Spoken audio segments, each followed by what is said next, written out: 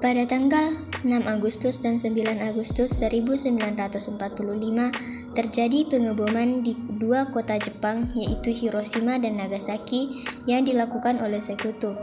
Dan akhirnya pada tanggal 15 Agustus 1945 Jepang mengaku kalah kepada Sekutu. Hal tersebut didengar oleh Sultan Syahrir melalui radio.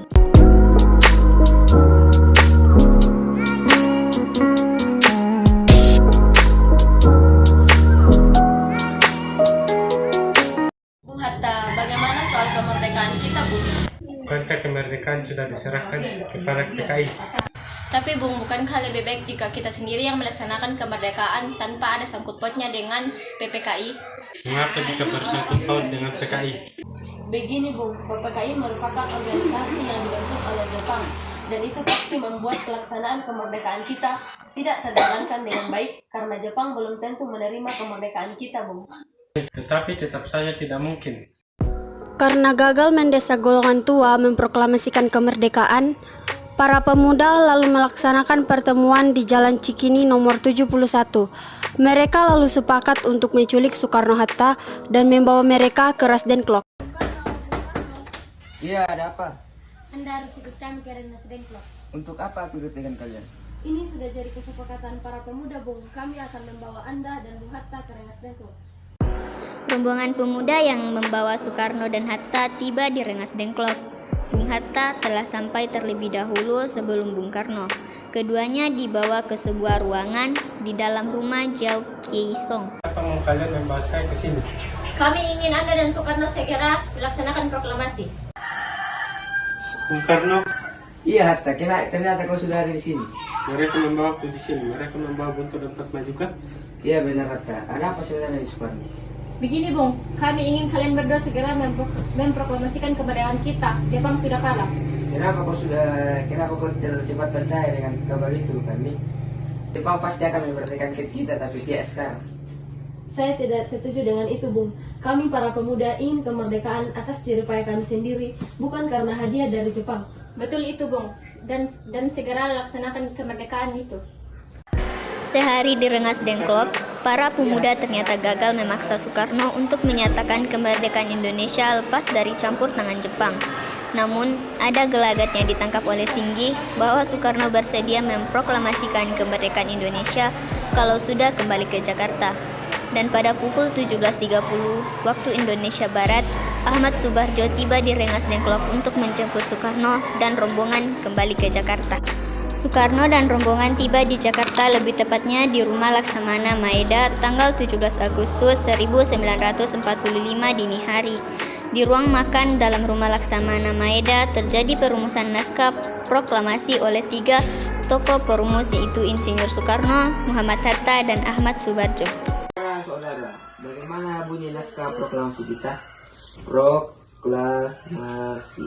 Kami bangsa Indonesia menyatakan dengan ini kemerdekaan Indonesia. Baik, saya sudah tulis. Lanjutkan Bung, hal-hal mengenai perpindahan kekuasaan dan lain-lainnya dilaksanakan dengan cara seksama dan tempo yang sesingkat-singkatnya. Jakarta, 17.805. Wakil Bangsa Indonesia. Ya, sudah selesai. Apakah Anda semua setuju? Setuju. Apa yang menandatangani naskah ini? Bagaimana kalau naskah ini ditandatangani oleh semua yang hadir? Saya rasa jangan terlalu banyak. Lebih baik Bung Karno dan Bung Hatta saja yang menandatanganinya atas nama bangsa Indonesia. Setuju. Sayuti, tolong ketikan naskah ini. Baik, Bung. Kapan kita akan melaksanakan proklamasi? Menurut saya bagaimana kalau tanggal 17? Lagi pula tanggal 17 ayat Al-Quran diturunkan, dan bagaimana kalau hari Jumat 17 Agustus? Setuju, Bung. Lebih cepat, lebih baik. Pukul berapa akan dilaksanakannya? Pukul 10 tepatnya. Setuju. Saya akan menyuruh Fatmawati untuk menjahit benderanya. Segera siapkan tiangnya. Baik, Bung, tapi di mana kita akan melaksanakannya? Di rumah Bung Karno. Setuju. Jumat pagi pukul 10.00 semua orang telah berkumpul di halaman depan rumah Insinyur Soekarno di Jalan Pegangsaan Timur nomor 56 Jakarta untuk mendengarkan pelaksanaan proklamasi.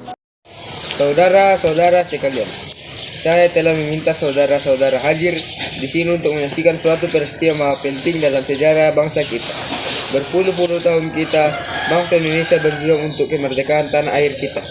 Bahkan telah beratus-ratus tahun. Gelombang aksi kita untuk mencapai kemerdekaan itu ada naiknya dan ada turunnya. Tetapi jiwa kita menuju ke arah cita-cita. Juga di zaman Jepang, usaha kita untuk mencapai kemerdekaan nasional tidak ada henti-hentinya. Di dalam zaman Jepang ini, tampaknya kita menyadarkan diri kepada mereka, tetapi pada hakikatnya kita tetap menyusun tenaga kita sendiri. Tetapi kita percaya pada kekuatan kita sendiri. Sekarang tibalah saatnya kita benar-benar mengambil nasib bangsa dan nasib tanah air kita dalam tangan kita sendiri. Hanya bangsa yang berani mengambil nasib dalam tangannya sendirikan dan dapat berdiri dengan kuatnya. Maka kami tadi malam telah mengadakan musyawarah dengan pemuka-pemuka rakyat Indonesia. Permusyawaratan itu telah sekata berpendapat bahwa sekarang datang waktunya untuk menyatakan kemerdekaan kita. Saudara-saudara, dengan ini kami menyatakan kebulat tekad itu. Dengarkanlah proklamasi kami. Proklamasi. Kami, bangsa Indonesia, dengan ini menyatakan kemerdekaan Indonesia. Hal-hal yang mengenai perpindahan kekuasaan dan lain-lain diselenggarakan dengan cara seksama dan dalam tempo yang sesingkat-singkatnya.